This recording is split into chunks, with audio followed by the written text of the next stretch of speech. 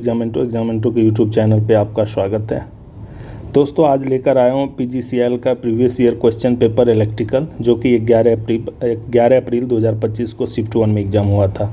इस क्वेश्चन को 1 बाय 1 करके देखेंगे।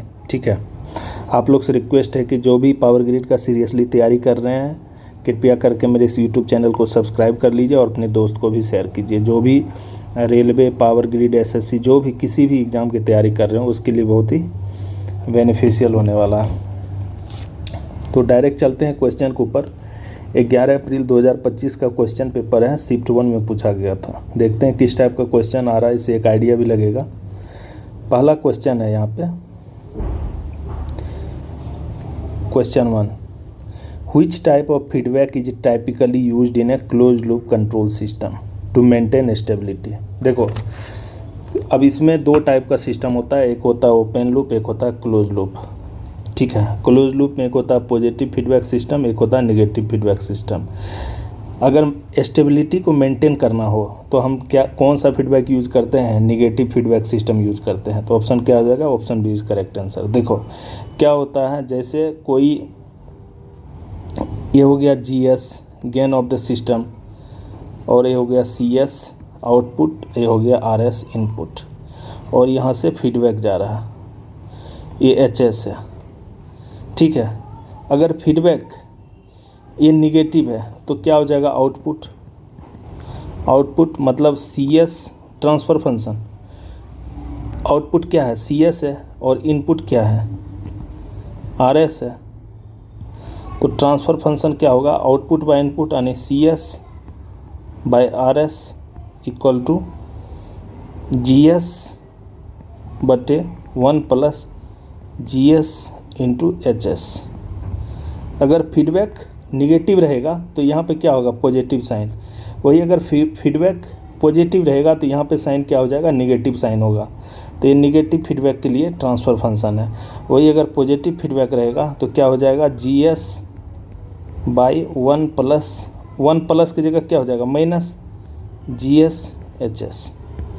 ठीक है, अब फॉर स्टेबिलिटी के लिए हमेशा देखो, सिस्टम का स्टेबिलिटी को मेंटेन करना है तो हमेशा क्या करेंगे? नेगेटिव फीडबैक सिस्टम को हम लेंगे। तो नेगेटिव फीडबैक सिस्टम इसका सही आंसर होगा, ऑप्शन 2। ठीक है, क्वेश्चन 2 देखते हैं। Match the following component of the potential transformer with their correct description. देखो PT के बारे में बोल रहा है, पोटेंशियल ट्रांसफार्मर। देखो पोटेंशियल ट्रांसफार्मर का यूज़ क्यों करते हैं? पोटेंशियल ट्रांसफार्मर का यूज़ करते हैं वोल्टेज मेजरमेंट के लिए। ठीक है, तो वोल्टेज मेजरमेंट के लिए हम लोग पोटेंशियल ट्रांसफार्मर का यूज़ करते हैं। तो अब देखो यहाँ पे क्या क्या ऑप्शन है। पहला है कोर। कोर जो है क्या चीज़ के लिए यूज़ करते हैं? कोर है, प्राइमरी वाइंडिंग है, इंसुलेशन है, इंसुलेशन केसिंग है। तो इंसुलेशन जो है, अगर कोर की बात करूँ तो कोर हम किसके लिए यूज़ करते हैं? For LV transformer shell type is used. Potential transformer में जो है कोर हम लो वोल्टेज ट्रांसफार्मर के लिए करते हैं। देखो क्या होता है, पोटेंशियल ट्रांसफार्मर जो हम लोग यूज़ करते हैं, जैसे सपोज करो कोई भी इलेक्ट्रिकल सब स्टेशन है, तो वहाँ पे या तो 132 kV का होगा सब स्टेशन, ठीक है, या 400 kV का होगा, या 765 kV का होगा। तो आप देख सकते हो वोल्टेज लेवल कितना हाई होता है। तो आप डायरेक्ट नहीं इस वोल्टेज को मेजर कर सकते हो। पोटेंशियल ट्रांसफार्मर का यूज़ करते हैं, उसमें क्या करते हैं, हम वोल्टेज के रेशियो को कम कर देते हैं। ठीक है, मतलब अगर मुझे 132 kV का यूज़ करना है तो हम LV साइड उस रेशियो में मेंटेन करते हैं, ताकि हम कम से कम वोल्टेज उस पोटेंशियल पे आए। ठीक है, तो कोर जो है, कोर हमेशा क्या होगा? For low voltage transformer shell type use होगा। और प्राइमरी वाइंडिंग जो होगा, प्राइमरी वाइंडिंग हमेशा connected to the high voltage side. High voltage side ही रहेगा प्राइमरी वाइंडिंग कनेक्शन। और इंसुलेशन हमेशा आपका prevent breakdown due to high voltage. High voltage कारण जो ब्रेकडाउन होगा उसको प्रिवेंट करने के लिए हम इंसुलेशन का यूज़ करेंगे। और इंसुलेशन केसिंग हो गया जो एलिमिनेटिंग ऑफ बुशिंग। तो इसका सही आंसर क्या हो जाएगा? Option 2 is the correct answer. Next है तीसरा question, consider the following statement and select the correct option. Statement 1 है, in a balance star connected system. Star connected system है, कौन सा? बैलेंस है। ठीक है, द RYB, ठीक है, सॉरी वाई ये होगा, ठीक है, RYB। The voltage across all the phases are equal in magnitude and separated by 120 degree, देख सकते हो क्योंकि बैलेंस है तो 120 ही होगा सब। दूसरा है statement 2, in a unbalance star connected system the voltage across the phase may not be equal and there phase difference may vary. तो ये जो है देखो, voltage across the phase may not be equal क्यों नहीं होगा, क्योंकि बैलेंस तो है नहीं, अनबैलेंस्ड स्टार कनेक्टेड सिस्टम है। बैलेंस में तो फेज वोल्टेज सब सेम होगा, ठीक है, ऑल थ्री फेजेज का, लेकिन अनबैलेंस सिस्टम में फेज वोल्टेज डिपेंड किस पे करेगा, वो डिपेंड करेगा फेज डिफरेंस पे, ठीक है। तो इसका सही आंसर दोनों होगा, option 1 and option 2 both are correct, ठीक है। In balance system voltage across all the phases equal in magnitude and separated by 120 degree, and unbalance star connected system के लिए voltage across the phase may not be equal and there phase difference may vary. चौथा, in a DC motor which of the following is a contributor to the difference between the shaft torque and the armature torque. जब भी shaft torque और armature torque के बारे में, shaft torque और armature torque के बीच का जो डिफरेंस है उसको हम क्या बोलते हैं, उसको बोलते हैं mechanical losses due to friction या विंडेज लॉसेस जो भी होता है। तो option 4 is a correct answer. Which of the following statement about moving iron instrument, sorry देखो मूविंग आयरन इंस्ट्रूमेंट का क्वेश्चन है, इसमें से बोल रहा है कौन सा स्टेटमेंट जो है इनकरेक्ट है, सही नहीं है मूविंग आयरन से रिलेटेड, ठीक है, मूविंग आयरन इंस्ट्रूमेंट से रिलेटेड। देखो मूविंग आयरन में दो होता है, एक होता है रिपल्सिव टाइप और एक होता है अट्रैक्टिव टाइप, तो ये सही है पहला। दूसरा, they are based on the interaction between the soft iron elements and magnetic fields, ये भी सही है। They can be used in both AC और DC दोनों के लिए मेजरमेंट करते हैं, ठीक है। मूविंग आयरन दोनों के लिए सिर्फ PMMC जो है परमानेंट मैग्नेट मूविंग कॉइल, ये सिर्फ DC के लिए होता है, ठीक है। They are independent of frequency and temperature error, तो ये क्या इंडिपेंडेंट होता है फ्रिक्वेंसी या टेम्परेचर एरर से, ये क्या है, इनकरेक्ट पूछ रहा है, ठीक है। तो आपका ये सब होता है, AC DC होता है, मैग्नेटिक फील्ड होता है आयरन में, और अट्रैक्शन रिपल्सन टाइप होता है, लेकिन ये नहीं होता, ठीक है। तो इसका सही आंसर क्या हो जाएगा, they are independent of frequency and temperature error, तो इंडिपेंडेंट नहीं होगा, ये डिपेंड होगा।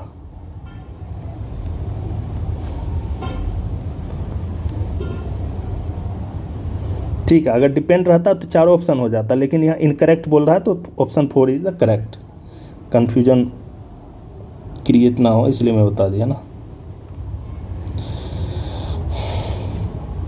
इन a current source to voltage source transformation if the current source has a value of 5 ampere, 5 ampere का करंट सोर्स है, ठीक है, and in parallel with 2 ohm resistance, what is the equivalent voltage source. Equivalent voltage source क्या हो जाएगा, 10 volt हो जाएगा, simple question है, इसमें क्या है, देखो 10 वोल्ट हो जाएगा equivalent voltage source, 10 volt with series resistance, यही हो जाएगा ना, 2 ओम सीरीज रेजिस्टेंस हो जाएगा और 10 वोल्ट हो जाएगा minus plus. 7, in a 3 phase induction motor the ratio of full load torque to the maximum torque. देखो इसमें क्या है कि 3 फेज इंडक्शन मोटर है, बोल रहा है full load torque by maximum torque का रेशियो क्या होगा 3 फेज इंडक्शन मोटर केस में। तो जब भी फुल लोड टॉर्क के बारे में पूछेगा, फुल लोड टॉर्क और टी मैक्स जो होगा हमेशा लेस देन 1 होगा, और ये डिपेंड करेगा किस पे, लोड, इंडक्शन मोटर पे क्या लोड है। अगर लोड इंक्रीज हो रहा है तो रेशियो भी धीरे धीरे नियरेस्ट टू 1 जाएगा, 1 से ज़्यादा नहीं जाएगा, ठीक है। तो option 2 is correct, less than 1 and increase with load. Why is a measuring box important in billing process of electrical projects. देखो जब भी प्रोजेक्ट के बारे में बोल रहा है, इलेक्ट्रिकल प्रोजेक्ट में क्या यूजफुल होगा, मेजरमेंट बुक का। देखो मेजरमेंट बुक का हम लोग क्यों यूज़ करते हैं, जब कोई भी इलेक्ट्रिकल का प्रोजेक्ट होता है तो उसमें क्या क्या कंपोनेंट यूज हो रहे हैं, उसमें उसका पूरा डिटेलिंग आता है, ठीक है। सपोज करो एक आपको बिल्डिंग बनाना है, तो बिल्डिंग में कितना वायरिंग यूज हुआ, कितना लाइट फिक्सर लगा, ट्रांसफार्मर का रेटिंग, सर्किट ब्रेकर क्या लगा, ठीक है। तो वो सबका एक डिटेल रहता है। तो यहाँ पे ऑप्शन 1 पर हो, it's help electrician memorise circuit connection, गलत। It's contain a list of electrical safety procedure, safety से रिलेटेड नहीं है। It's records the work completed for accurate billing, ठीक है। मेजरमेंट बुक के आधार पे ही जो बिलिंग होता है, फाइनल बिलिंग उसी के अनुसार। अगर आपके पास मेजरमेंट बुक नहीं रहेगा तो आप बिलिंग नहीं कर सकते हो, ठीक है। तो ऑप्शन 3 करेक्ट आंसर होगा।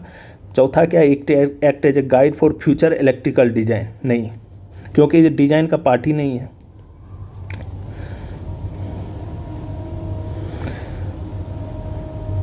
Nine, if a power system has a total demand of 1000 megawatt, ठीक है, डिमांड दिया हुआ है,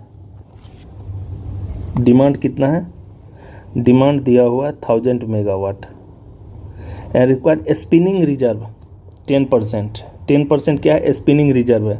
तो what should be the total available generation capacity. देखो पावर सिस्टम का टोटल डिमांड कितना है, 1000 मेगावाट, और स्पिनिंग रिजर्व मतलब रिजर्व कितना रखा है, 10% कितना टोटल डिमांड का, तो 100 मेगावाट हो गया। तो टोटल कितना हो गया, टोटल अवेलेबल जनरेशन, तो 1000 + 10 1100 मेगावाट। तो सही आंसर क्या होगा, option 3। What is the unit of magnetomotive force, magnetomotive force का यूनिट क्या होता है, MMF इक्वल टू होता है NI। तो N मतलब एम्पियर, I का एम्पियर और N का हो गया टर्न, तो एम्पियर टर्न हो जाएगा। ये हो गया फ्लक्स का, जानते ही हैं। ये करंट का, magnetic field intensity, magnetic field intensity का Tesla. Which type of transmission tower are typically used for 400 kV transmission line. जब भी 400 kV ट्रांसमिशन लाइन्स में यूज होगा तो हमें हमेशा लेटिस टावर यूज होता है, स्टील स्ट्रक्चर, ठीक है, steel lattice tower. When the power factor in a 3-phase circuit is unity, then the relation between the apparent power and true power, देखो cos phi इक्वल टू बोल रहा है unity है, तो cos phi इक्वल टू क्या हो गया, real power या active power bye apparent power, ठीक है। तो यहाँ पे एपरेंट पावर दिया हुआ रियल पावर, तो 1 इक्वल टू रियल पावर कितना है, रियल पावर या true power P, apparent power क्या है S, तो P इक्वल टू S, यानी दोनों बराबर हो जाएगा। तो apparent power is equal to true power. Which of the following is primarily classification of outdoor lighting installation। देखो primary classification of outdoor lighting installation, पहला decoratives and task lighting, indoor simple. देखो outdoor lighting के लिए आपको decorative and task lighting, जो जैसे कोई भी बिल्डिंग बनता है तो जो उसका बाहर से जो लाइटिंग करते हैं डेकोरेटिव लाइटिंग्स, तो बाहर ही आउटडोर में ही करते हैं, इंडोर में तो नहीं करते हैं, तो ये होता है डेकोरेटिव एंड टास्क लाइटिंग। दूसरा indoor and industrial lighting, indoor मतलब अंदर का लाइटिंग हो गया, नेचुरल और आर्टिफिशियल लाइटिंग तो अलग हो गया, battery operated and grid power lighting. तो यहाँ पे सिंपल पूछा है इसमें से कौन सा प्राइमरी क्लासिफिकेशन है आउटडोर लाइटिंग का, तो पहला ऑप्शन हो जाएगा decorative and task lighting. PMMC से क्वेश्चन आ गया, ये PMMC instruments experience error due to high ambient temperature, what is the primary cause. तो प्राइमरी कॉज क्यों होगा, देखो PMMC इंस्ट्रूमेंट्स जो होता है किस पे डिपेंड्स करता है, डिफ्लेक्टिंग टॉर्क किस पे डिपेंड करता है, NBIA, ठीक है, NBIA, आई क्या है करंट पे, ठीक है। अब देखो करंट, तो जैसे जैसे रेसिस्टेंस वेरी करेगा वैसे वैसे करंट क्या होगा, मान के चलो रेजिस्टेंस इंक्रीज कर रहा है तो करंट जो है कॉइल का क्या करेगा, डिक्रीज करेगा। तो सिंपल है, हाई एम्बिएंट टेम्परेचर कुछ पे डिपेंड होगा PMMC में, डिफ्लेक्टिंग टॉर्क कारण, ठीक है। तो इसका आंसर क्या हो जाएगा, resistance variation in moving coil.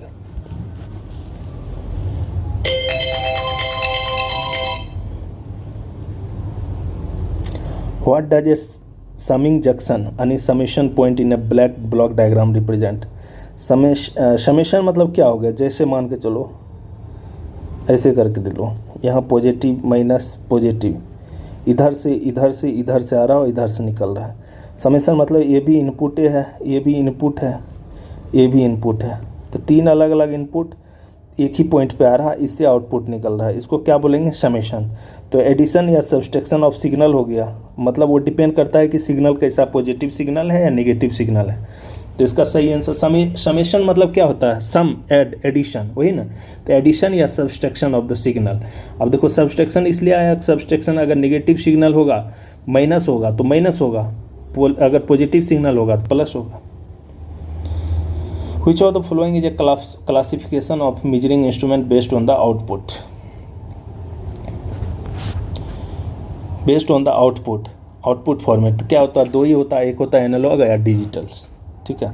तो option B is the correct answer यानी 2 हो जाएगा। 17 Which of the following is not a limitation of Anderson bridge? Anderson bridge का लिमिटेशन क्या इसमें से नहीं है?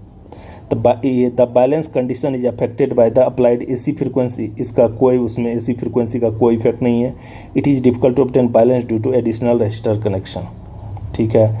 It is difficult to use high frequency due to stray capacitance effects, yes. It has a complex circuit requiring more components, yes. Ederson bridge is used for measurement of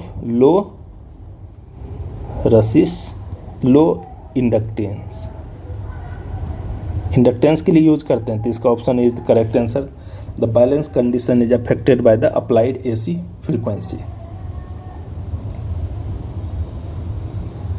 which of the following is not a essential component of order format in electrical estimation? देखो note पूछ रहा है essential component of order format in electrical estimation, बोल रहा है अगर कोई भी काम इलेक्ट्रिकल का होना है तो उसको अगर आपको इलेक्ट्रिकल एस्टिमेट बनाना है तो उसमें क्या क्या होना चाहिए। तो अब एस्टिमेट का मतलब हो कि उसमें क्या क्या डिटेल्स होना चाहिए। वर्क अटेंडेंस रिकॉर्ड, इसकी मतलब है क्या, उसका कोई मतलब है इससे नहीं मतलब है। Supplier details and order number ये होना चाहिए। Terms of payments and delivery schedule होना चाहिए। लिस्ट ऑफ रिक्वायर्ड मटेरियल्स, क्या क्या मटेरियल लगेगा, क्या क्या उसका स्पेसिफिकेशन होना चाहिए, वो होना चाहिए। मतलब ये तीनों होगा लेकिन ऑप्शन 1 इज नहीं होगा, तो वर्कर अटेंडेंस रिकॉर्ड इसमें नहीं होगा, तो option is correct answer. In terms of location, which of the following option is correct about rural distribution substation? देखो रूरल ग्रामीण में जो डिस्ट्रीब्यूशन करते हैं हम लोग, ट्रांसफार्मर लगाते हैं डीटी, डिस्ट्रीब्यूशन ट्रांसफार्मर, ठीक है। तो उसका आपको बताना कि इसमें से कौन सा ऑप्शन करेक्ट है। They usually operate at higher voltage level than urban station, नहीं, ये लोअर वोल्टेज पे यूज चलता है। कितना लोअर वोल्टेज, मतलब 230 वोल्ट, और अगर सिंगल फेज है तो, अगर 3 फेज है तो कितना 440 वोल्ट मैक्सिमम 3 फेज है तो, ठीक है। तो they usually operate at higher voltage, नहीं, तो ये गलत हो गया। They are located in remote area to distribute electricity to rural region, yes, ये हमेशा रिमोट एरिया पे ही रहेगा रूरल डिस्ट्रीब्यूशन सब स्टेशन, क्योंकि जहाँ पे आपको पावर सप्लाई करना है मतलब एंड पॉइंट पे, वहाँ पे भी आपको एक डिस्ट्रीब्यूशन ट्रांसफार्मर लगाना पड़ेगा, ठीक है। उस जैसे किसी एक गांव में रख लो कि वहाँ पे 100 से 150 घर हैं, तो 100 से 150 घर में कितना कंजम्पशन है उसके अनुसार डिस्ट्रीब्यूशन ट्रांसफार्मर, तो आपको भी पता है कि distribution transformer maximum 200 kVA 100 kVA से स्टार्ट हो जाता है। तो लोड के अनुसार कितना लोड है उसके अनुसार से डिस्ट्रीब्यूशन ट्रांसफार्मर उस एरिया में लगाते हैं, वो हमेशा रिमोट एरिया में ही लगता है। रिमोट एरिया का मतलब जहाँ पे भी ज़्यादा एंड पॉइंट पे कंजम्पशन हो रहा है, तो इसका सही आंसर क्या होगा, option 2।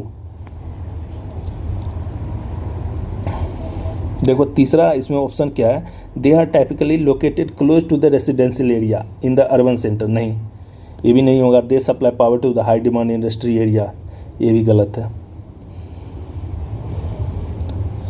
For an undamped second order system what parameter primary behaviour of the transient response, ठीक है।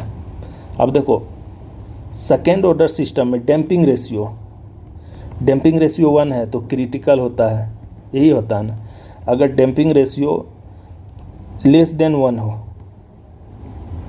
डैम्पिंग रेशियो अगर ग्रेटर देन 1 हो तो ओवर डैम्प्ड सिस्टम, ठीक है। अगर डैम्पिंग रेशियो लेस देन 1 हो तो क्या हो गया, अंडर डैम्प्ड सिस्टम। इसी पे यही पैरामीटर पे डिसाइड करते हैं कि सिस्टम अंडर डैम्प्ड है या ओवर डैम्प्ड है या क्रिटिकली डैम्प्ड है, तो इस पे डिपेंड करता है डैम्पिंग रेशियो पे। Next, which costing method is best suited for large scale industrial installation project? हमेशा डिटेल आइटम वाइज एस्टिमेट्स हम लोग यूज़ करते हैं, किसमें, large scale electrical installation of the projects के लिए detail item wise costing. Next, If all the input resistor and the feedback resistor in an inverting summing amplifier have the same value, the output voltage is equal to the, देखो जब भी summing का बात आता है, देख लो आप, summing मतलब क्या बोले, समिंग मतलब एडिशन, तो sum of the all input voltage, कितना इनपुट वोल्टेज अलग अलग सोर्सेज से मिल रहा है, तो वही होगा इसका सही answer, sum of the all input voltage and inverted. ठीक है, Which of the following is a, तो इसका which of the following is not included in a detailed estimate for a factory electrical installation। Factory electrical installation में इसमें से कौन सा हम इंक्लूड नहीं करेंगे। पहला है लेबर कॉस्ट, अगर इलेक्ट्रिकल इंस्टॉलेशन करना है फैक्ट्री में तो लेबर कॉस्ट तो आएगा ही, प्लस कंटीजेंसी एक्सपेंसेस भी आएगा, contingency expenses plus material cost भी आएगा। क्या नहीं आएगा, डिप्रिसिएशन कॉस्ट, जो इक्विपमेंट हम यूज करेंगे, equipment depreciation cost, equipment depreciation cost उसमें नहीं आएगा, किसमें, detail estimate of the factory electrical installation में। ठीक है, अब देखो मैं अब आपको एक चीज़ बताता हूँ, कोई भी एस्टिमेट हम बनाते हैं एग्जाम पॉइंट ऑफ व्यू से बहुत अच्छा है। ठीक है, देखो क्या होता है कि जैसे एक आपको 33 kV का इलेक्ट्रिकल सबस्टेशन बनाना है, इलेक्ट्रिकल सबस्टेशन बनाना है किसके लिए, कोई मिल के लिए, चीनी मिल है समझ करो, शुगर मिल है उसके लिए, तो उसका हम एस्टिमेट बनाएंगे। तो एस्टिमेट बनाएंगे तो उसमें हम क्या क्या लेंगे, एस्टिमेट बनाएंगे तो बिल ऑफ क्वांटिटी होता है, BOQ, इसको आप समझ लो, bill of quantity. Bill of quantity, bill of quantity मतलब एक इलेक्ट्रिकल सबस्टेशन बनाने के लिए उसमें क्या क्या इलेक्ट्रिकल इक्विपमेंट्स लगने हैं, ट्रांसफार्मर लगेगा, RMU लगेगा, केबल लगेगा, उसके बाद पूरा बस बार लगेगा, उसका इलेक्ट्रिकल पैनल लगेगा। ठीक है, बहुत सारा जितना, उसके बाद लेबर कॉस्ट हो गया, लेबर कॉस्ट हो गया, सुपरवाइज़र कॉस्ट हो गया, तो वो सब कॉस्ट उसमें आ जाएगा। अब देखो लेबर कॉस्ट हो गया, उसके बाद जो मटेरियल जो भी आएगा, मटेरियल कॉस्ट आ गया। सपोज करो कि टोटल कॉस्ट 2 करोड़ आया, ठीक है, हम क्योंकि एस्टिमेट बना रहे हैं, 2 करोड़ आया, 2 करोड़ आने के बाद एक टोटल कॉस्ट आ गया, 2 करोड़ आने के बाद हम इस पर कंटीजेंसी लेते हैं, कंटीजेंसी कितना लगते हैं, 5% of the total cost, minimum 5% लेना ही है, ऐसे रेंज 5 to 10% होता है, ये डिपेंड करता है प्रोजेक्ट टू प्रोजेक्ट, कैसा प्रोजेक्ट है। मिनिमम 5%, यानी 2 करोड़ का 5% कितना हो गया, 10 लाख, तो 10 लाख एक्स्ट्रा उस पर ऐड होगा, तो जो अप्रूवल होगा ना 2.10 करोड़ का होगा, इस तरह से समझ में आ गया। तो कंटीजेंसी क्यों लेते हैं कि कोई भी नया अगर प्रोजेक्ट हम बनाते हैं तो ऐसा तो हो नहीं सकता है कि मतलब हमने जो बिल ऑफ क्वांटिटी में जो मटेरियल ले रखा है वो सारा यूज हो जाएगा, एक्स्ट्रा कुछ नहीं लगेगा। हो सकता है कि कुछ नया उस टाइम कुछ ऐसा एडिशनल काम करना पड़े, ठीक है, एडिशनल आइटम ऐड हो जाए, तो उस टाइम वो जो एडिशनल आइटम ऐड होगा वो कंटीजेंसी में जाएगा, किस में जाएगा, कंटीजेंसी में जाएगा। तो इसका सही आंसर क्या हो जाएगा, ऑप्शन 4, इक्विपमेंट डिप्रिसिएशन कॉस्ट जो है इंक्लूडेड नहीं है, किसमें, detail estimation for a factory electrical installation. अब देखो डिप्रिसिएशन कॉस्ट क्या होता है, डिप्रिसिएशन कॉस्ट होता है जैसे मान के चलो कोई आपने ट्रांसफार्मर खरीदा 20 लाख का, ठीक है, और ट्रांसफार्मर की लाइफ है 10 साल एग्जाम्पल के लिए, तो आपने 20 लाख अभी लगाया, 20 लाख लगाया आज खरीदा, तो वो टाइम टू टाइम उसका क्या होगा, उसका लाइफ घटते जाएगा, तो उसका कुछ परसेंटेज होता है डिप्रिसिएशन कॉस्ट। ठीक है, next, in A series RLC circuit the phase difference between the current in the inductor and the current in the resistor. ठीक है, देखो सीरीज RLC सर्किट है, लेकिन इसमें ये नहीं बताया है कि सीरीज RLC सर्किट है तो ये रिजोनेंस सर्किट है या क्या है, नहीं बताया ना। तो फेज डिफरेंस पूछ रहा है between the current in the inductor and the current in the resistor. तो सीरीज RLC सर्किट है RLC, और यहाँ मान के चलो यहाँ से सप्लाई वोल्टेज जा रहा है, करंट आई जा रहा है, ये रेसिस्टेंस है LC है। ठीक है, तो अब क्या होगा, करंट जो होगा सेम ही करंट फ्लो करेगा, किसके साथ, R के साथ भी और L के साथ भी। ठीक है, तो सेम ही करंट फ्लो करेगा किसके साथ, R के साथ भी और L के साथ।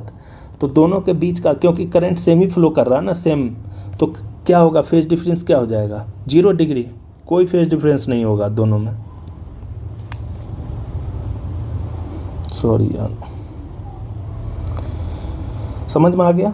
अगर वही पैरेलल में रहता तो फेज डिफरेंस होता, ठीक है। पैरेलल में क्या होता फेज डिफरेंस, 90 डिग्री का फेज डिफरेंस होता।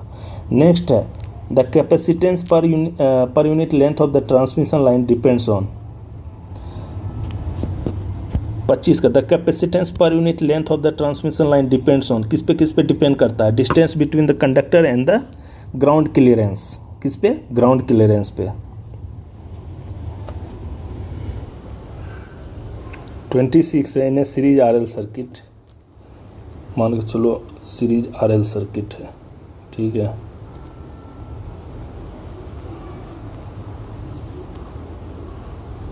सप्लाई पूछ रहा है, if the frequency of the AC supplies dash is the inductive reactance, inductive reactance XL equal to क्या होता है, 2 पाई FL। अब किस पे डिपेंड करता है, XL is directly proportional to frequency, तो डायरेक्टली प्रोपोर्शनल टू फ्रीक्वेंसी पे डिपेंड करेगा, ठीक है। Next, what is the advantage of using DC welding machines over AC welding machines, DC welding machine हम क्यों यूज़ करते हैं ओवर AC वेल्डिंग मशीन के ऊपर, ठीक है।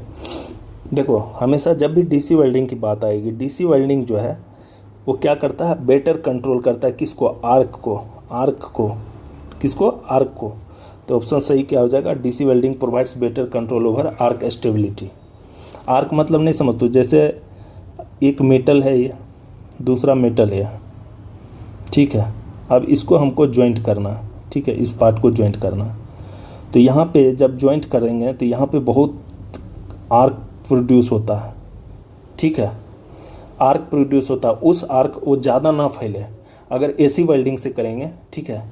अगर AC वेल्डिंग से करेंगे, यहाँ पे सप्लाई दे देंगे, ठीक है, AC सप्लाई, जो भी वेल्डिंग मटेरियल्स होगा, तो इसको हम अगर वेल्ड करेंगे तो यहाँ पे बहुत ज़्यादा आर्क प्रोड्यूस होगा और अनकंट्रोल्ड आर्क होगा। लेकिन DC वेल्डिंग में क्या होता है, उसमें कंट्रोलर लगा रहता है, वो कंट्रोल करता है आर्क को, ठीक है, तो ज़्यादा आर्क को फैलने नहीं देता है, ठीक है, वो स्टेबल रहता है, मेंटेन रहता है, तो इसलिए DC welding provides better control over arc stability.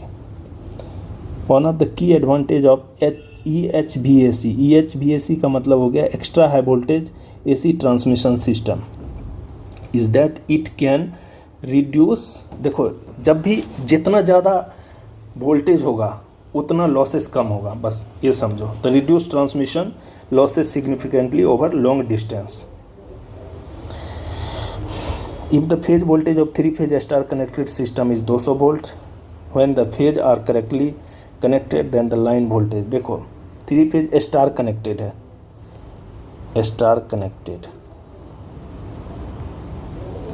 ठीक है, V फेज दिया हुआ है कितना, 200 वोल्ट, तो लाइन वोल्टेज पूछ रहा है, VL इक्वल टू क्या होगा, √3 V फेज, बस ये फार्मूला होता है, √3 इंटू 200, तो 1.732 गुना 200 कर दो, तो लगभग 346.41 वोल्ट हो जाएगा। कितना होगा, 346.41 volt.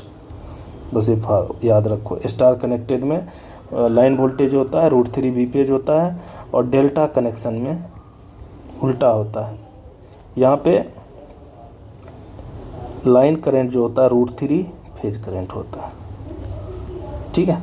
Next, in electrical equivalent model for practical op amp what component is responsible for the finite gain. देखो ओपैम क्या होता है, operational amplifier. Operational amplifier is used as a voltage control voltage source, हमेशा याद रखो, वोल्टेज कंट्रोल वोल्टेज सोर्स को ही हम operational amplifier बोलते हैं, ओपैम बोलते हैं। वही क्वेश्चन है इसमें और कुछ नहीं। Next, in a star delta transformation the resistance of each side of the delta network is R, ठीक है। अब डेल्टा नेटवर्क हम बना लेते हैं, ये हो गया, ये डेल्टा नेटवर्क बन गया, क्या बोल रहा है, आर है। The resistance of the each arm in the equivalent star network कितना होगा, देखो डेल्टा में आर है तो डेल्टा में अगर आर है तो स्टार में क्या होगा, R/3 भागा 3 हो जाता है। ठीक है, आई उसी में अगर स्टार में रहता आर और डेल्टा में पूछता तो 3R हो जाता। ठीक है, 3 गुना हो जाता। इन AC series motor what happens when the load increase. AC series motor है, अगर उसमें लोड इंक्रीज करेंगे तो मोटर पे क्या इफेक्ट पड़ेगा। देखो AC सीरीज मोटर है, ठीक है, अब उस पर हम लोड बढ़ा रहे हैं। जैसे जैसे लोड बढ़ाएंगे तो लोड बढ़ने के साथ साथ क्या होगा, मोटर का स्पीड क्या होगा, कम होगा। लेकिन लोड आप बढ़ा रहे हो तो मोटर को चलाने के लिए टॉर्क को ज़्यादा करना पड़ेगा, मोटर को ज़्यादा टॉर्क जनरेट करना पड़ेगा। ठीक है, तो इन AC series motor if the load increases, ठीक है, इफ़ लोड इंक्रीजेज मोटर का जो स्पीड है वो डिक्रीज करेगा, लेकिन टॉर्क क्या होगा, इंक्रीज होगा। तो option 4 is a correct answer.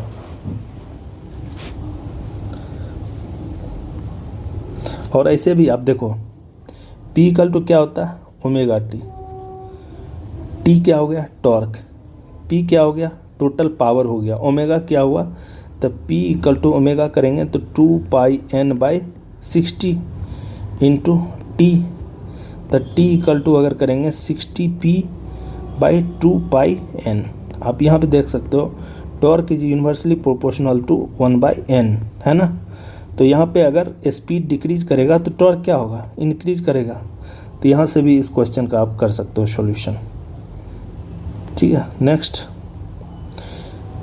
The following figure represent, ये क्या रिप्रेजेंट कर रहा है, used in a single line diagram represent electrical supply in the transmission line. तो जब भी इस टाइप कनेक्शन होगा ये क्या होता है, ऐसे करके ट्रांसफार्मर विथ सेंटर टैप, है ना। Option 3। What is the national grid, national grid क्या होता है, नेशनल ग्रिड मतलब 1 ग्रिड 1 फ्रीक्वेंसी, पावर ग्रिड का ये स्लोगन है, 1 grid 1 fashion, 1 grid 1 frequency. National grid का मतलब होता है ऐसा ग्रिड जिसमें जितना भी ट्रांसमिशन लाइन का कनेक्शन है उससे कनेक्टेड हो, इंटर कनेक्टेड हो एक दूसरे से, जितने भी पावर ग्रिड के सब स्टेशन है। तो ये system of interconnected power station and transmission lines. Which of the following is A feature of HVDC system. HVDC system का इसमें से कौन सा फीचर है, HVDC का मतलब हो गया high voltage DC high voltage direct current system. ठीक है, तो HVDC जो है क्यों यूज करते हैं, मतलब इसमें पूछ रहा है फॉलोइंग फीचर्स पूछ रहा है HVDC का। HVDC सब स्टेशन में देखो, HVDC सब स्टेशन जो होता है लॉन्ग डिस्टेंस ट्रांसमिशन लाइन के लिए यूज करते हैं।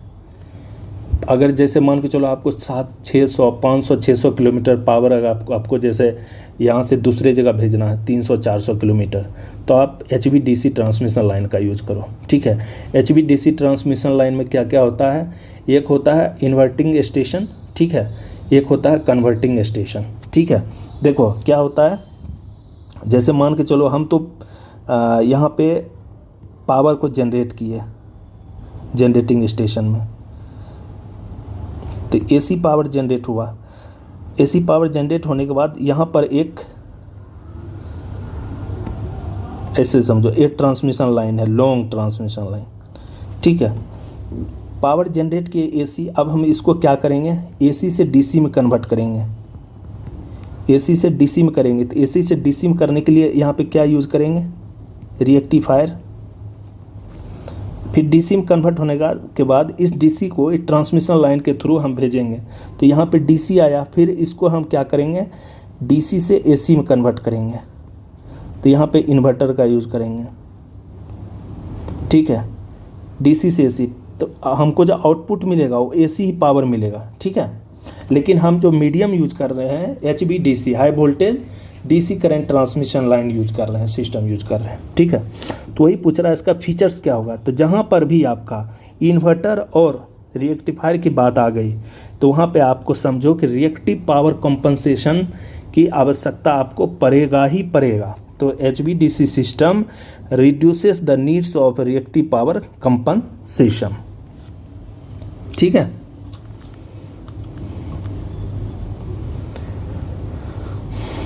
How much energy is approximately release per fission for uranium 235 nucleus. Total कितना एनर्जी रिलीज करता है पर फिजन यूरेनियम 235 न्यूक्लियस ने? तो total 200 mega electron volt, 200 mega electron volt होगा। इसमें एक चीज़ और याद रखो, कभी कभी क्वेश्चन पूछता है 1 मेगा इलेक्ट्रॉन वोल्ट में कितना जूल होता है? 1.6 इंटू 10⁻⁻13। ठीक है, इतना जूल्स होता है। तो अगर 200 मेगा इलेक्ट्रॉन वोल्ट में यहाँ एनर्जी भी पूछ सकता था कितना एनर्जी रिलीज कर रहा है, तो आप डायरेक्ट भी कर सकते थे। तो आपको ये पता होना ज़रूरी है। Next, the total electric power in a 3 phase circuit is. 3 phase circuit में टोटल इलेक्ट्रिक पावर कितना होगा? टोटल पावर कितना होगा? P = √3 VL/IL cos φ, यही होगा। ठीक है, तो इसका सही आंसर क्या हो जाएगा? 1.732 into line voltage into line current into cos φ। अगर उसी फेज में दिया रहता तो क्या होता? P = 3 V phase I phase cos φ। लेकिन यहाँ पे आंसर आप देखो, लाइन वोल्टेज है, लाइन करंट है, हर जगह लाइन, यहाँ पे फेज है, तो यहाँ पे वहाँ पे 1.732 है, यहाँ 3 होता तब ये करेक्ट होता। इसका सही आंसर क्या होगा? Option 2। 38, read the given ascertain and region and select the most appropriate option. Higher voltage transmission result in lower line losses, सही है। Increase the transmission voltage decreases the current for the same amount of power and lower current result in less copper loss in the line। ठीक है, तो ये भी सही है। मतलब अगर voltage increase the transmission voltage increase करेंगे तो करंट क्या होगा? डिक्रीज होगा, क्योंकि पावर तो सेम ही फ्लो कर रहा है। जब करंट डिक्रीज होगा तो लॉसेस भी कम होगा ना। तो option 3 is correct. Both and A R true and R is a correct explanation of A. 39, in an N channel enhancement MOSFET what happens if the gate source voltage VGS अगर 0 हो जाएगा तो क्या होगा? मॉसफेट किस state में चला जाएगा? कट ऑफ स्टेट में। कट ऑफ स्टेट मतलब उसके बाद ऑन ही नहीं होगा MOSFET. Gate to source voltage ही अगर 0 हो जाएगा तो मॉसफेट ऑन ही नहीं होगा, वो हमेशा कट ऑफ स्टेट में रहेगा। अगर VGS बढ़ेगा, धीरे धीरे बढ़ेगा, तो फिर मॉसफेट कट ऑफ से ऑन स्टेट में आएगा। Universal motor can be, universal मतलब दोनों AC और DC दोनों में चलेगा, तो both AC and DC। High voltage transmission lines are use to, high voltage transmission line क्यों यूज़ करते हैं? तो long distance transmission line use करते हैं हाई वोल्टेज के लिए, to minimize the copper losses या एनर्जी लॉसेस, जो भी लॉसेस होता है कंडक्टर में। ठीक है, तो minimize energy losses during long distance power transmission. What is the purpose of laminated core in the starter and rotor of the 3 phase induction motor? हम लेमिनेटेड कोर क्यों यूज़ करते हैं? To minimize the eddy current losses. जहाँ भी lamination का बात आ जाएगा, core को हम लेमिनेट कर रहे हैं, तो हमेशा क्या होता है? एडी करंट लॉस को मिनिमाइज करने के लिए हम लोग लेमिनेट कोर करते हैं, चाहे कुछ किसी भी केस में हो, ट्रांसफार्मर हो, मोटर हो, या जो भी हो। What is the main purpose of full load unity power factor adjustment in energy meter? तो यहाँ पे क्या बोल रहा है? Main purpose full load unity power factor adjustment. जितना ज़्यादा यूनिटी पावर फैक्टर होगा, मतलब पावर फैक्टर मैक्सिमम कितना हो सकता है? एक के पास जब भी एक के नियरेस्ट में रहेगा तो सिस्टम ज़्यादा क्या रहेगा? एक्यूरेट रीडिंग देगा, आइदर वोल्टेज हो या करंट हो, to ensure accurate reading at rated voltage and current. Which of the following factor does not contribute to the onset of the corona effect in a EHVC transmission line? इसमें से कौन सा इसमें contribute नहीं करता corona effect में? देखो, corona effect में क्या होता है? कोरोना इफेक्ट क्यों होता है? हाई वोल्टेज के कारण, ठीक है, ह्यूमिड एयर के कारण, हाई ह्यूमिडिटी मतलब ह्यूमिड एयर ज़्यादा हो, या कंडक्टर का जो डायमीटर होता है वो कम हो, मतलब स्मॉलर हो। High atmospheric pressure, high atmospheric pressure से इसमें कोई मतलब ही नहीं, इसका कोई रिलेशन नहीं है। तो इसका सही आंसर क्या होगा? Option 3। If the source impedance is complex then the maximum power transfer occurs when the load impedance is a complex. मतलब क्या होता है? सोर्स इम्पिडेंस ZS = क्या हो जाएगा? R + jX। अब ठीक है, ये कम्प्लेक्स हो गया। मैक्सिमम पावर ट्रांसफ़र अकर्स कब होगा? तो लोड इम्पिडेंस जब क्या होगा? इसका कम्प्लेक्स कंजुगेट होगा R माइनस JX, यही हो गया, equal to complex conjugate of the source impedance. What is the Laplace transform unity, PT equal to दिया है T²/2, तो T²/2 मतलब क्या होगा 2/SQ इंटू 2 नीचे 2 कैंसिल, तो 1/SQ आंसर हो जाएगा। ठीक है, next, what is the primary reason for using electric braking in a elevator DC motor. देखो इलेक्ट्रिकल ब्रेकिंग का क्यों यूज़ करते हैं एलिवेटर DC मोटर में। एलिवेटर मतलब जो अपना मेट्रो स्टेशन में जो एलिवेटर यूज होता है उसमें हम लोग इलेक्ट्रिक ब्रेकिंग का यूज़ करते हैं, किसके लिए, सेफ्टी के लिए। और इसका क्या होता है, एफिशिएंसी अच्छा होता है और सेफ्टी भी प्रोवाइड करता है। Improve energy efficiency and safety both. आपको ऑप्शन सही लगेगा जब आप ऑप्शन पढ़ोगे। पहला ऑप्शन है to eliminate the need for counter weights, इसका कोई मतलब ही नहीं होता। To reduce the number of mechanical components, ऐसा कुछ भी नहीं है। To increase the operating speed of the elevator, नहीं। To improve energy efficiency and safety. In a no load test of 3 phase induction which of the following is measured. No load test हमेशा which of the following is measured directly. Induction motor को अगर हम no load test करते हैं तो input power हम major करते हैं डायरेक्टली। ठीक है, टोटल कितना इनपुट पावर आ रहा है। When controlling A 3 phase induction motor from the starter side which of the following method is typically used. VFD use करते हैं, वेरिएबल फ्रीक्वेंसी ड्राइव्स, किसके लिए, 3 फेज इंडक्शन मोटर के लिए, स्टार्टर साइड से। In a good weld is achieved, what is the most likely outcome when the welded joint is subject to extreme stress, base metals will break before the welds.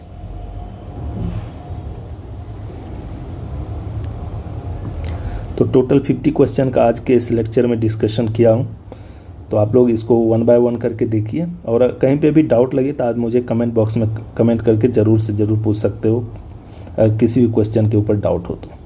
Thanks for watching. आप लोग से request है कि आप मेरे इस YouTube channel को subscribe कर दीजिए और अपने दोस्त को भी शेयर कीजिए। Thank you.